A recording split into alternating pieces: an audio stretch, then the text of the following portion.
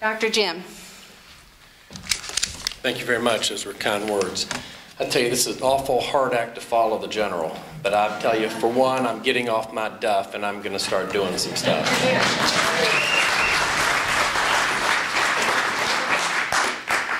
So Dee kind of gave me a half hour to work, and what we're going to do is we're going to have Linda Jarrett speak for a little bit, then I'll speak for a short time, and anybody who's interested in getting up, and if you've got a complaint, if you've got a question, if you just have an opinion, please come up, get in a chair, and then we'll use the remainder of our time to deal with that.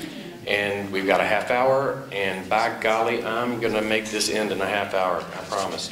So, Linda Jarrett, I had the pleasure and privilege to speak with her yesterday for a considerable amount of time, and she went over a lot of the history of medicine as she saw it, as she came through nursing and moved into nursing administration.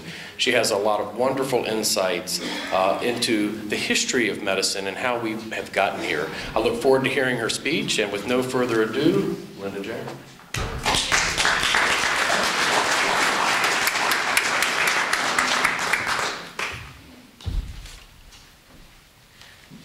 Hi, everybody. As Dee mentioned, I do a lot of the legislative information preparation as far as getting it out to you folks so that you can be heard and predicated on being informed. And the legislative proactivism, I think I just made that word up, and being educated as to what the issues are really are two of the objectives of Mortee Citizens. And it gives you the power to be heard. Nothing scares a progressive politician more than an informed voter. Okay? And you need to get out and talk to your neighbors. Okay? We all are on the same page, but there's folks out there who just don't understand what's happening to their country and what's going to happen to them. In terms of education, I'm going to give you an Economics 101 that's about 2 semesters worth of material in 5 minutes. So listen fast. If you want more information, I have it. I've got a pad if you want to give me your email address, and I can mail you the outline that I'm going to give you today. If you've got questions, I'll be happy to give you my email address. Again, if you're informed, you're effective.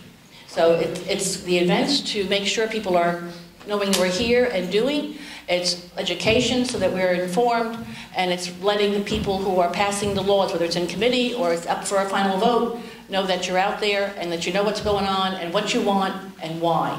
That's what Mortee is all about. Now, there is a real problem with health care.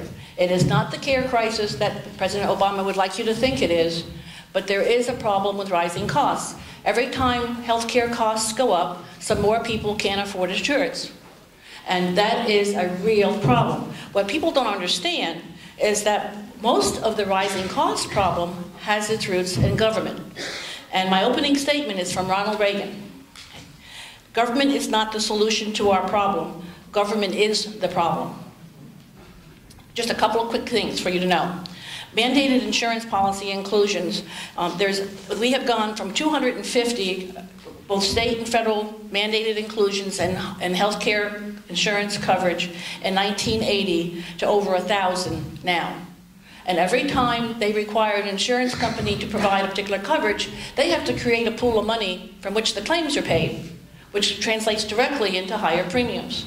So when you get mad at the insurance company premiums going up, be instead annoyed with which legislation may have been influencing that. And the insurance companies are so regulated now that they're approaching the status of public utilities. And there's definite problems in that regard as well. And Obama is doing one of his favorite things, which is having people get mad at certain groups of people. And obviously insurance companies is one of them. Doesn't mean that many of us have had examples of experiences ourselves or with family where they have not behaved in the way you thought they should. I personally have. But I'll tell you right now, it happens a lot less often than it does with Medicare. So it doesn't mean it's all right, it doesn't mean it can't be improved, but they're not the demons that the president would have you believe.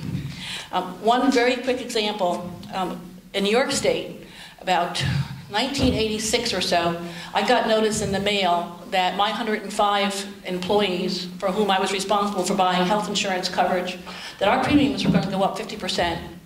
And I'm not one for sitting around, so I called up the insurance company, asked to speak to the head guy in charge, and said, would you please explain to me why our premiums are being raised to 50%? New York State, in its great wisdom at that time, had mandated 2 inclusions in health insurance. This just gives you an idea. They decided that every obstetrician had to have malpractice insurance for 21 years after their last delivery. Now, God forbid you should have anything wrong with a child, but you ought to be able to tell before they're 21 years old. And the malpractice insurance at that time was $100,000 a year. Now you multiply that by 21 years because he has to have that kind of pool of money put aside to pay premiums because they're not going to go, they're not going to go down, they're going to go up. So they have to put that kind of money aside. So this is the kind of thing, and there's inclusions in some areas, especially in California. Tattoo removal, hair transplants, breast augmentation, a number of things that are not exactly essential to your continued life. So there's all kinds, we're talking about 1,000. The other thing people don't realize is that Medicaid and Medicare, right from the beginning, right up front, will tell you they're not going to pay you, being a hospital, a doctor's office, a skilled nursing facility, they're not going to pay you what your costs are.